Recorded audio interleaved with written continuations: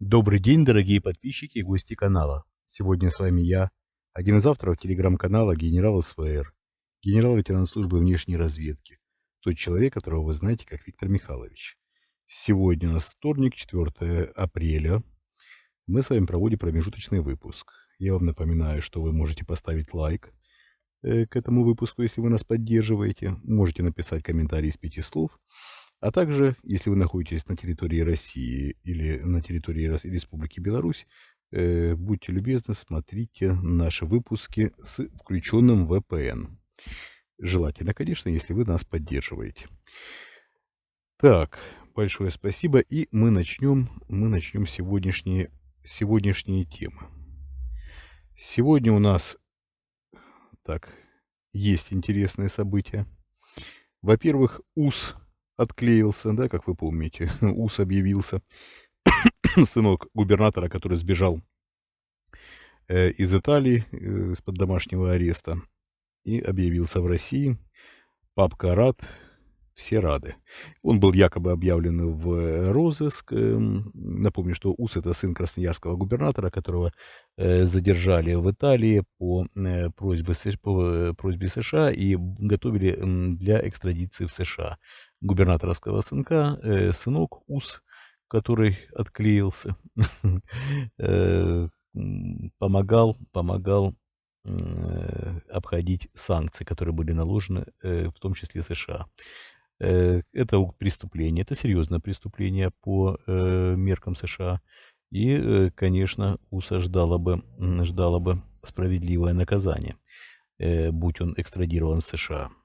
Но не без подачи российских спецслужб, но даже не столько российские спецслужбы прикрывали, а разработан был план побега военным бывшим итальянским, которого привлекли к этой разработке плана побега, извините. И там, насколько я понимаю, этот человек знал хорошо местность, знал хорошо традиции и, возможно, знал коррумпированных чиновников, знал, как заблокировать некоторые моменты.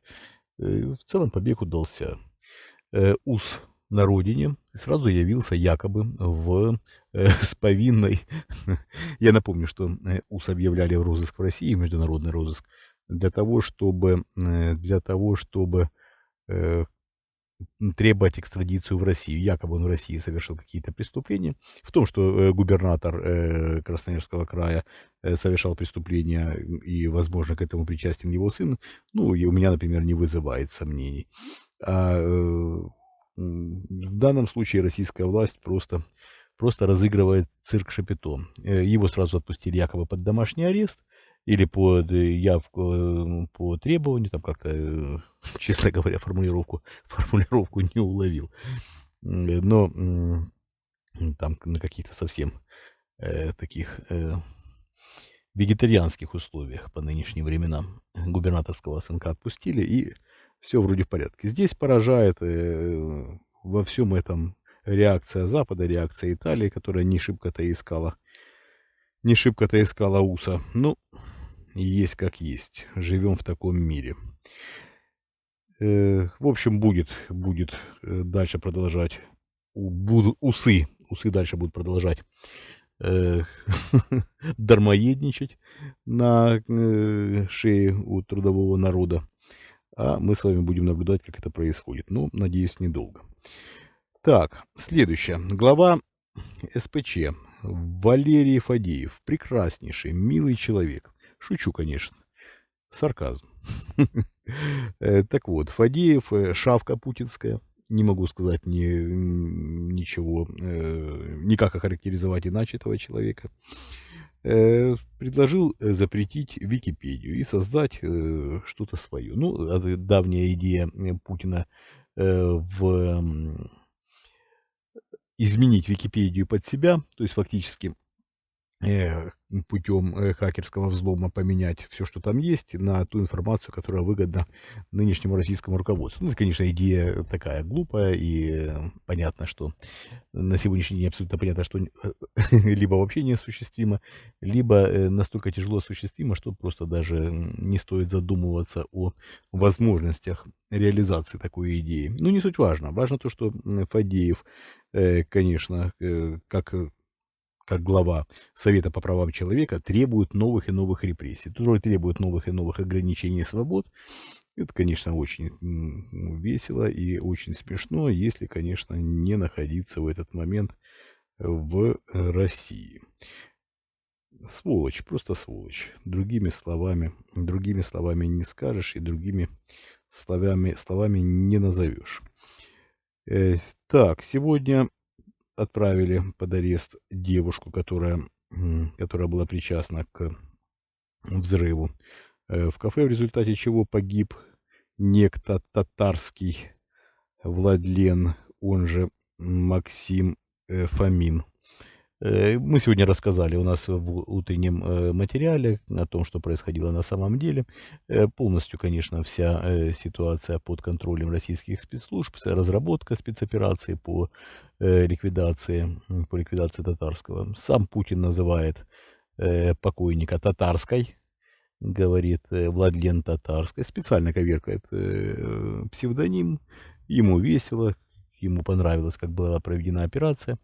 Мы уже вчера также с вами обсуждали, что в плане уничтожения татарского, как это было обосновано украинскими спецслужбами, ну, я имею в виду под эту легенду, да, якобы украинские спецслужбы. Ну, вот получается, что в той парадигме, которую мыслит президент, для него, если он не любит предателей, если он считает, что тех людей, которые были рождены либо на территории России, либо во времена бывшего Советского Союза, всех людей это считают, которые потом идут против него, против лично его власти, против его режима, он считает почему-то предателями. Ну, это и одному ему известно.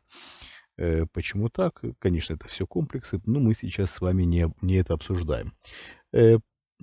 Та легенда, которая была построена для уничтожения татарского, это, конечно, украинские спецслужбы, которые убирают предателя.